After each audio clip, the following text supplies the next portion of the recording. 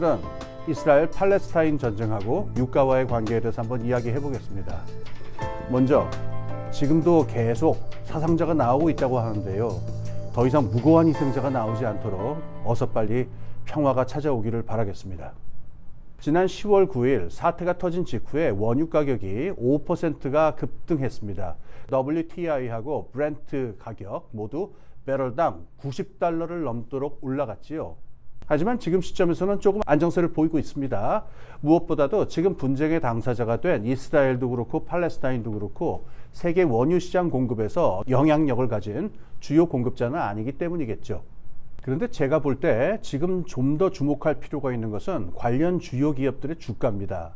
석유 관련 초국적 기업들이죠. 쉘이라든가 BP라든가 애니 같은 기업들 10월 9일 사태가 발발하면서 급격히 주가도 올라갔는데요.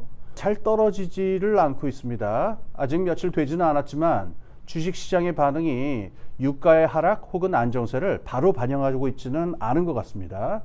이건 어쩌면은 시장이 지금 이 사태를 좀 더 중장기적으로 관망하려는 태도를 갖고 있다.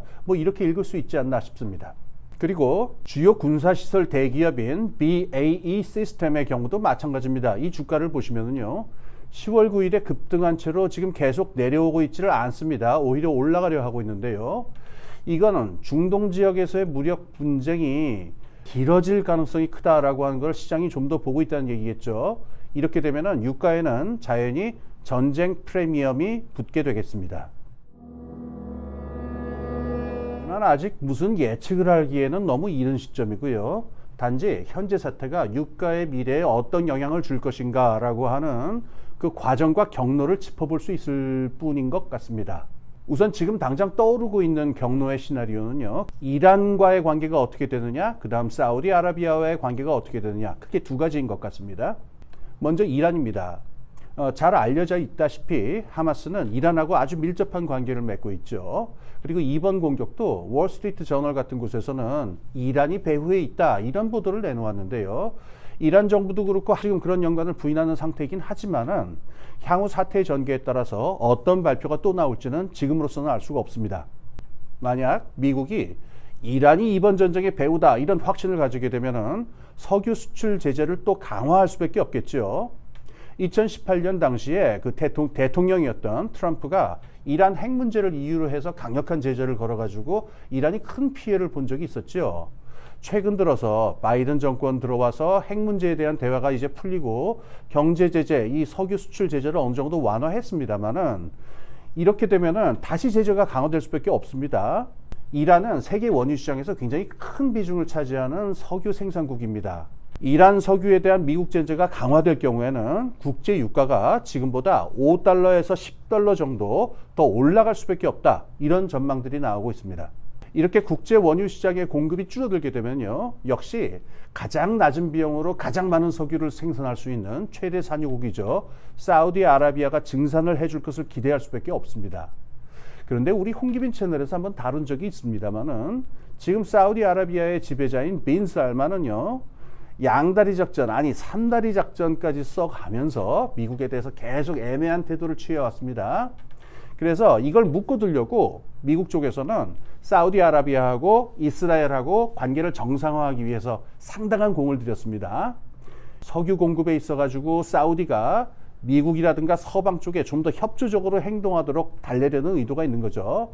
또 사우디는 그 대가로 미국 쪽에다가 원자력 및 핵 기술의 이전을 요구하기도 했습니다. 그런데 이번 전쟁 사건으로 인해서 사우디와 이스라엘의 관계 개선이 당분간 물 건너갈 것으로 보입니다. 결국 이란에 대한 석유 수출 제재가 만약에 진짜로 벌어진다고 한다면은 그로 인해서 벌어질 공급량 감소를 보충하기 위해서 사우디아라비아가 석유를 증산해야 하는데 그 협조를 얻어내는 길이 막힌다라고 하는 거죠.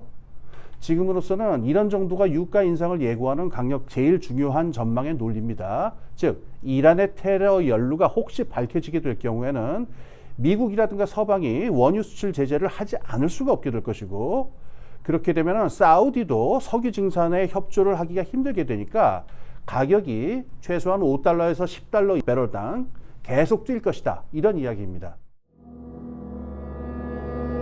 중장기적으로 보면은 이보다 더 험악한 가능성이 하나 있습니다. 그거는 이란하고 적대 관계가 더욱 미국하고 악화될 경우에 아예 이란이 호르무즈 해협을 봉쇄해버리는 경우입니다. 자, 지도를 한번 보시죠. 아라비아 반도가 엄지손가락으로 이란의 배꼽을 꾹 누르는 저 지점 보이시죠? 저 좁은 해협이 바로 호르무즈 해협입니다. 저 해협이 가장 좁은 곳에서는요, 폭이 34km밖에 되지를 않습니다. 그런데 페르시아만으로서 나오는 석유는요, 다 저 해협을 통과해야만 합니다. 그리고 그 해협의 절반은 이란이 통제하고 있기 때문에 이란은 걸핏하면 저 해협을 통제하겠다, 봉쇄하겠다, 이렇게 으름장을 놓고 있습니다.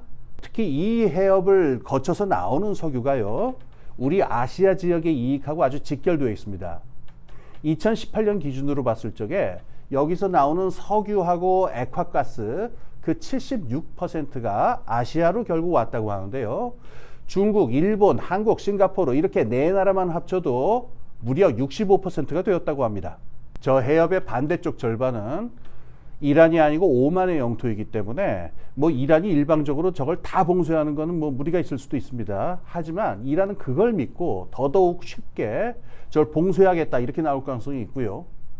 그럴 경우에는 국제 원유 시장에 대혼란이 벌어지겠죠.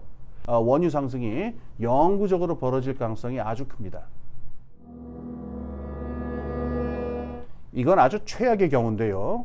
이란이 호르무즈 해협을 봉쇄한다라고 하는 것을 전제로 했을 때 여기에 대해서 미국이 실제로 군사 공격을 감행하는 경우입니다. 이건 공상과학 영화가 아니고요. 굉장히 현실적인 가능성입니다. 만약 정말로 이란이 호르무즈 해협을 봉쇄하고 건드릴 경우에는 미국이 좌시하지 않고 군사행동에 나설 것이다. 이런 의사표명을 벌써 여러 번 했습니다. 이미 오래전이죠. 2008년입니다. 이 페르시아만에 주둔하고 있는 미국 제5함대, 이란이 만약 호르무즈 해협을 조금이라도 건드릴 경우에는 이를 전쟁 행동으로 간주하겠다. 이런 입장을 분명하게 표명을 했고요. 그로부터 4년 후입니다. 지난 2012년이죠. 당시 미국 대통령이었던 오바마가 비밀 의사소통 경로를 통해서 이란의 최고 지도자에게 직접 의사를 전했습니다. 만약 호르무즈 해협을 조금이라도 건드릴 경우엔 이는 붉은 선을 넘은 것이니 미국 정부가 직접 군사행동을 명령할 것이다 라고 하는 의사를 똑똑히 표명을 했던 겁니다. 여기서부터는 사실 예측이고 뭐고 어려워집니다. 다루기 힘든 하지만 아주 중요한 행위자가 여기서 또 하나 등장합니다. 바로 중국입니다. 사실 중국은 중동 지역에서 아주 중요한 행위자로 떠오른 지 꽤 되었습니다. 우선 1대1로 정책이 있죠. 그 다음에 이란하고 사우디의 외교적인 화해를 적극적으로 중재하기도 했습니다. 그리고 중국이 가장 크게 석유를 의존하는 것이 바로 이 이란과 페르시아만입니다. 그렇기 때문에 만약에 페르시아만에서 미국이 어떤 군사행동을 벌일 경우에는요, 이는 중국에 대한 적극적인 봉쇄 정책이라고 해석될 수밖에 없고요. 중국도 결코 가만히 있을 수는 없습니다. 이러한 예민함을 의식을 했는지 그 시진핑 주석이 지금 이번 전쟁 사태에 대해서 애매하게 어느 쪽 편도 들지 않는 그런 태도를 취하고 있습니다. 이렇게 이번 전쟁은 일파만파 혹은 나비 효과 같은 논리로요. 유가 상승은 물론이고 그보다 그 더 큰 사태로까지 진전될 가능성이 얼마든지 있습니다. 하지만 이런 것들은 지금은 어디까지나 시나리오고 가능성일 뿐이고요. 반드시 현실화될 것이다. 지금은 뭐 이렇게 말할 수는 없겠습니다. 그렇다면 지금 현 시점에서 제일 중요한 관건이 되는 게 뭘까요? 저는 이스라엘 정부가 어떤 선택을 하고 어떤 행동을 하느냐가 지금 결정적으로 중요하다고 생각합니다. 잠깐만 1968년 베트남으로 한번 가보겠습니다. 구정을 기해서 공산 세력이 총공세를 펼칩니다. 전선에서의 대규모 병력 이동은 말할 것도 없고요. 남베트남의 수도였던 사이공 내부에서도요, 베트공들의 테러와 공격이 전면적으로 펼쳐졌습니다. 물론 전투 자체는 공산당의 완패였습니다. 너무 심한 타격을 받았기 때문에 미군하고 한국군이 이걸 계기로 완전히 승기를 잡았다, 막 이런 군사적인 분석도 나오고 그랬었어요. 하지만 문제는 정치적인 후폭풍이었습니다. 이 사건을 계기로 해서 미국의 베트남 전쟁 개입이 부당하다, 이런 여론이 미국 국내는 물론이고 전 세계적으로 확산이 되면서 전쟁의 흐름이 완전히 바뀌어 버렸습니다. 그래서 되려 공산당 쪽이 결정적인 승기를 잡는 기회가 됩니다. 이번 전쟁도 이스라엘의 명절을 기해서 이루어졌죠. 또 육해공 작전 전면적으로 이루어졌고요. 민간인들에 대한 살상 테러 납치도 함께 벌어졌습니다. 그리고 이스라엘은 지금 가자 지구에 대해서 무자비한 반격을 가하고 많은 사람들이 지금 죽어나가고 있습니다. 지금이 바로 일촉즉발의 상황입니다. 이스라엘은 가뜩이나 가자 지구의 사람들을 갖다가 굉장히 오랜 시간 동안 괴롭혀 왔다라고 하는 만행의 죄과가 있지요. 그런데 만약 여기서 가자 지구의 민간인들이 또다시 막 무차별하게 무참하게 살상당한다고 한다면요. 지금은 국제 여론이 이스라엘에 대해서 우호적입니다만은 이 우호적인 국제 여론의 흐름도 언제 어떻게 바뀔지 알 수가 없는 겁니다.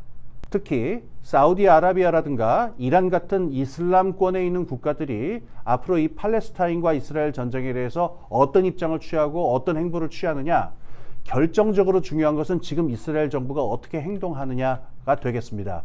그래서 지금 많은 사람들이 이 손톱을 씹으면서 아주 초조하게 이스라엘 정부의 대응에 대해서 촉각을 곤두세우고 있는 것 같습니다. 이 영상 준비하느라고 유튜브를 좀 뒤져보니까요. 원 기사들 중에 자꾸 이스라엘 팔레스타인 전쟁이 나면은 우리 자동차 기름값 어떻게 되느냐 이런 기사가 너무 많아요. 물론 자동차 기름값도 중요한 문제가 될 수 있습니다만은 이 문제 좀 더 큰 의미를 가지고 있을 수 있습니다. 자, 자동차 유지비 상승으로 끝나는 게 아닙니다. 기름값이 오르면요, 물가 전체가 오르고 인플레이션이 또다시 찾아올 겁니다. 자, 그러면은 중앙은행이 금리를 다시 올리지 않을 수 없겠죠. 그러면은 미국의 달러 가치가 또 위로 올라가게 되니까 강달러 현상 벌어지고 환율 변동이 또 나타나게 될 겁니다. 그리고 경기 침체가 함께 나타날 것이고요. 게다가 금융으로 보자면은 채권 채무 관계가 급변하고 자산 시장의 대변화 등 여러 사건들이 줄줄이 연쇄적으로 벌어질 겁니다. 이번 전쟁이 유가로 연결이 될 경우에 연쇄적으로 큰 일들이 벌어질 수 있다는 거 기억할 필요가 있고요. 하나 더 있습니다. 이런 돈 계산을 넘어서서 지금 굉장히 많은 사람들 죽어가고 있고 평화를 원하는 세계의 많은 사람들이 또 한 번 절망하고 있습니다. 자, 이런 비극이 벌어지지 않고 빨리 인류가 양심과 이성을 회복할 수 있도록 이 사태가 잘 흘러가기를 바라는 마음에서 함께 예의주시했으면 좋겠습니다. 자, 호시탐탐 스탠바이 잊지 말아 주십시오. 지금까지 홍기빈 클럽이었습니다.